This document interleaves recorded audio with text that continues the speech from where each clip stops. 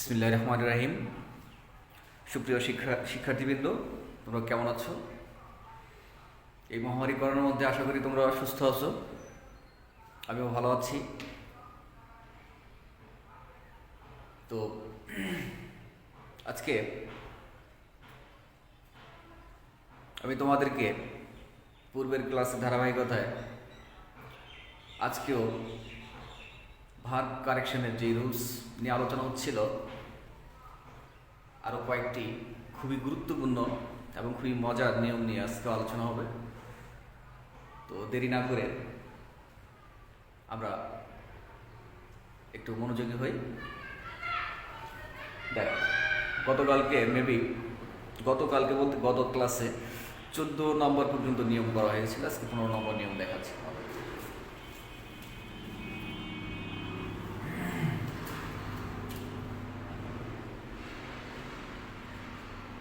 Had better, had rather, would better, would rather, let, must, need, dare.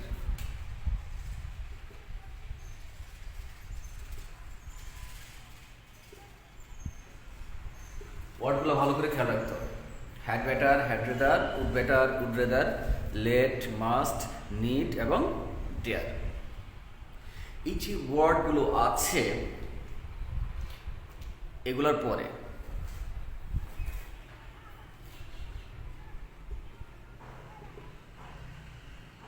যে প্রদত্ত verb থাকে, তাই তো?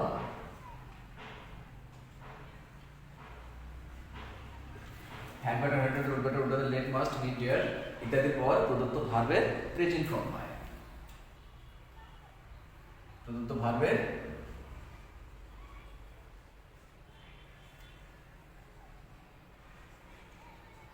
মনে রাখতে হবে had better, had rather, would better, would rather, let, must, need, dare এগুলোর পরে মূল ভার্বের কি হয়?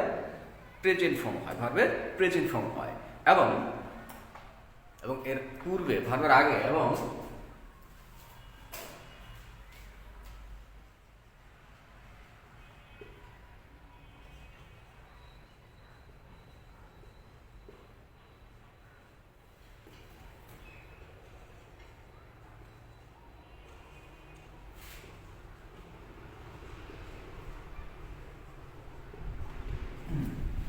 একটু নিয়মটা খেয়াল করো।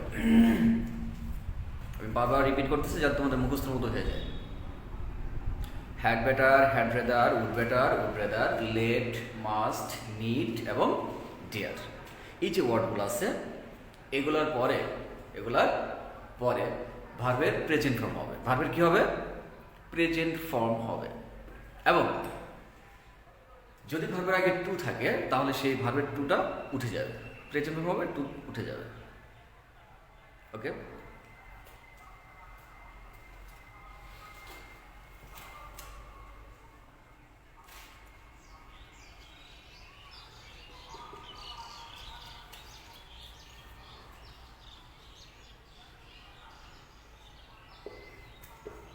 আচ্ছা, আমার প্রাইভেট সেন্টেন্সের মধ্যে কি আছে? হ্যাড বেটার আছে।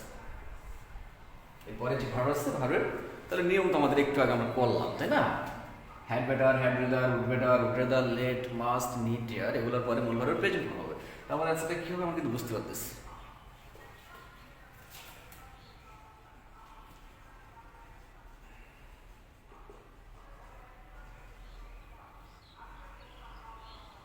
ওকে, you had better go home.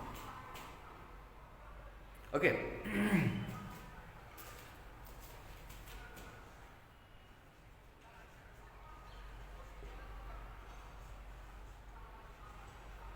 I will not let you. Let us, তাই না?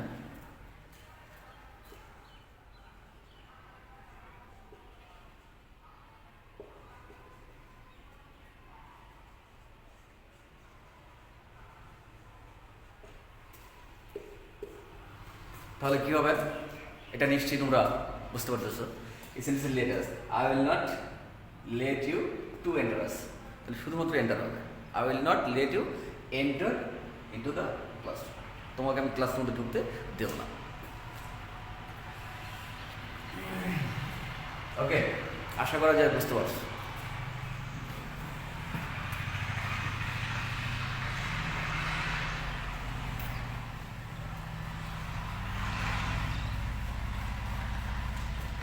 আর একটি নিয়ম আমি তোমাদের সামনে এখন দেব।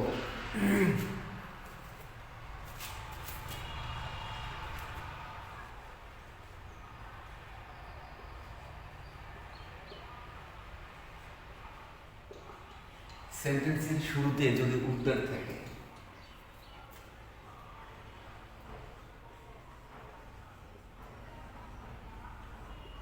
সেন্টেন্সের শুরুতে উদ্গার থাকলে কি হবে? সাবজেক্টের পরে কি হবে?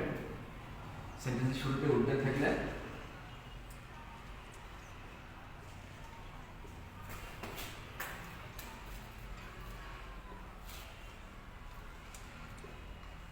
কুল বসে। সেন্টেন্সের শুরুতে উদ্গার থাকলে সাবজেক্টের পরে কুল বসে এবং মূল ভার্ব কি হয়? প্রেজেন্ট ফর্ম হয়। সেন্টেন্সের শুরুতে উদ্গার থাকলে সাবজেক্টের পরে কুড বসে এবং মূল ভার্বের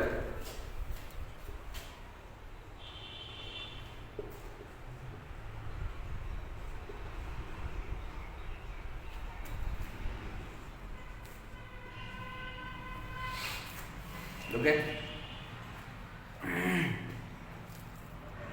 সেন্টেন্সের শুরুতে যদি উদ্গার থাকে, এরকম সেন্টেন্স আছে না, উড দ্যাট, উদাহরণ যদি দেই, would that I could go to America, would that I could go to Saudi Arabia,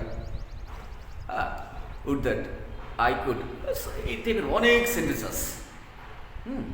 would that দিয়ে শুরু হয়। তো উড দ্যাট দিয়ে সেন্টেন্স শুরু হলে সাবজেক্টের পরে কি বসবে?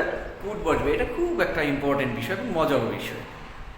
উড দ্যাট থাকলে সাবজেক্টের পরে কুড বসবে। সেন্টেন্সের শুরুতে যদি হয় উড দ্যাট দিয়ে, সাবজেক্টের পরে কুড বসাইতে হবে এবং মূল ভার্বের অবশ্যই প্রেজেন্ট ফর্ম হবে।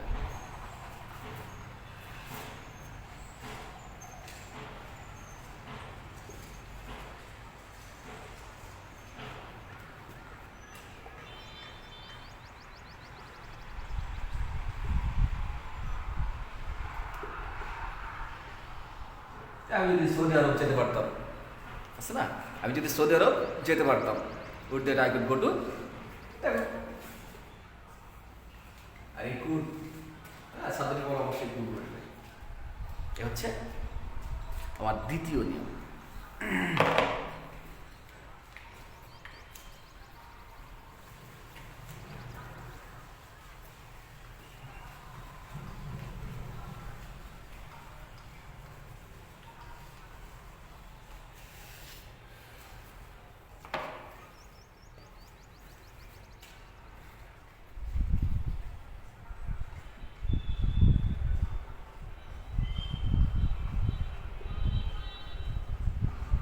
প্রদত্ত ভার্বের পূর্বে, যে ভার্বটাকে আবার কারেক্ট করতে হবে সেই ভার্বের পূর্বে যদি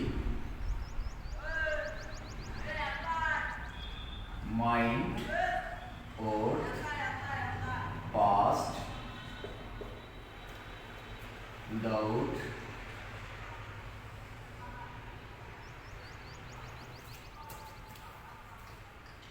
cannot help, could not help, it is into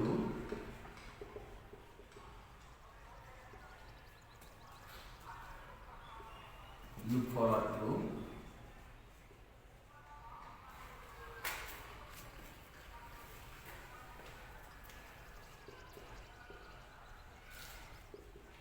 get used to, we think to look forward to, get used to, would you mind,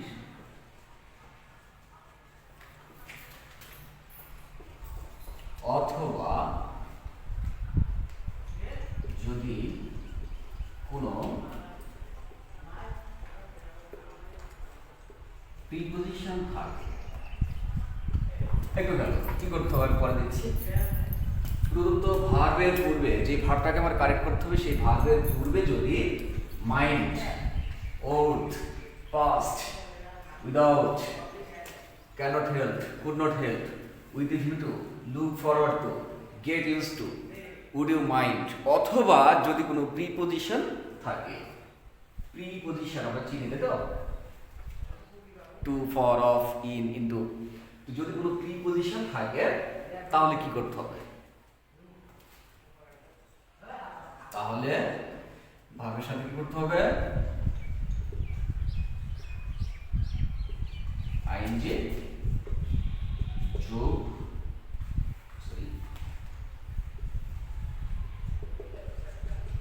ভার্বের সাথে আইএনজি যোগ করতে হবে। তাহলে নিয়মটা আমি আরেকবার রিপিট করতেছি।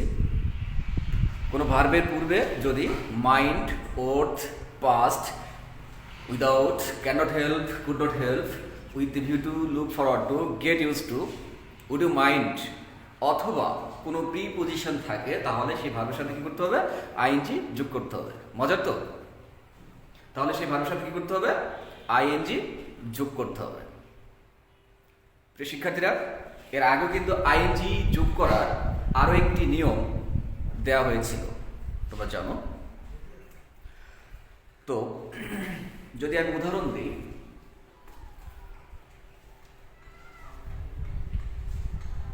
I went to market, আমি মার্কেটে গিয়েছিলাম, আমার উদ্দেশ্য ছিল I went to market, আমি বলেছিলাম, দেখি এখান থেকে কোনটা ব্যবহার করা যায়, উইথ এ ভিউ টু দিই, I went to market with a view to, with a view to কি করার জন্য? হ্যাঁ, উদ্দেশ্যটা দিয়েছি। দেখো আমি যদি বাই হচ্ছে আমার ভাবতে না, তাহলে কি করতে হবে? আইন করতে হবে। with a view to buying, কি কিনতে গেছি? অনেক কিছু কিনে আছে। ওকে,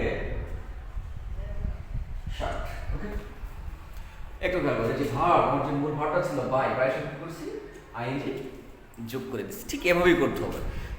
নিয়মটা একটু বড়, কিন্তু যদি আমরা মনে রাখার চেষ্টা করি তাহলে অবশ্যই অবশ্যই মনে থাকবে, এবং প্র্যাকটিস করা লাগবে, বারবার প্র্যাকটিস করলে অবশ্যই আমাদের মনে থাকবে। ওকে, নেক্সট আরও একটা নিয়ম তোমাদের কাছ থেকে দেবো।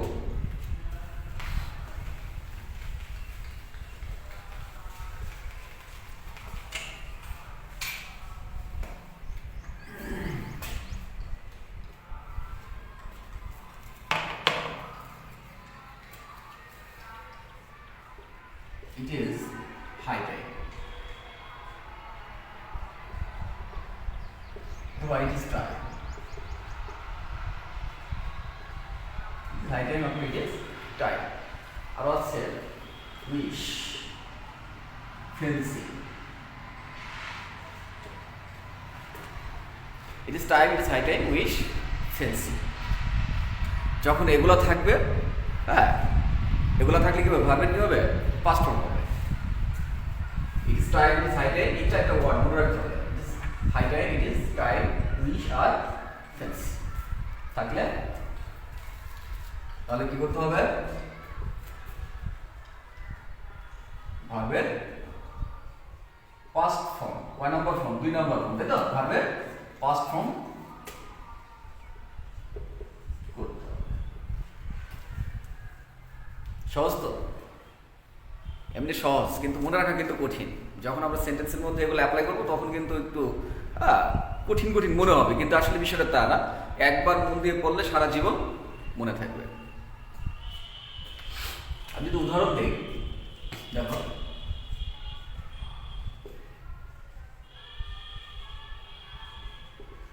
ইট ইজ হাই টাইম, এখনই উপযুক্ত সময়। It is time, it is high time শব্দের অর্থ কি? এখনই উপযুক্ত সময়। ইট ইজ টাইম অথবা it is high time, it is high time you, ভার্বটা থাকবে হচ্ছে চেঞ্জ, ঠিক আছে? It is high time you, তাহলে ভার্বের কি হবে? যদি ইট ইজ হাই টাইম অথবা ইট ইজ টাইম, উইশ অথবা ফ্যান্সি, এটা একটা যে কোনো থাকে সেন্টেন্সের মধ্যে, তাহলে কি হবে? মূল ভাবে পাস্ট ফর্ম হবে। দেন ইউ চেঞ্জড,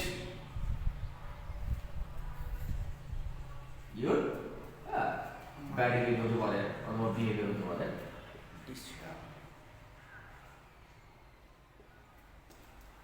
ওকে, তো আজকে এই ছিল। আজকে 4টা নিয়ম দিচ্ছি, দেখো 4টাই কিন্তু খুব ইম্পর্টেন্ট, খুবই ইম্পর্টেন্ট এবং খুবই মজার নিয়ম, চারটাই খুবই মজার নিয়ম। আর প্রত্যেকটা পড়ায় প্রত্যেকটা গ্রামাটিক্যাল আইটেমই যদি তুমি মজা করে পড়ো তাহলে কিন্তু মনে থাকবে এবং তুমি সেটাকে ব্যবহার করতে পারবে। আর আমি যেটা বারবার আমি বলে আসি, এই যে আমি এখন পড়ালাম, তোমরা একবার দেখলা, এটাই কিন্তু শেষ না। এটা থেকে এটা মনে রাখার জন্য তোমরা ভিডিওটা ডাউনলোড দিয়ে রাখতে পারো।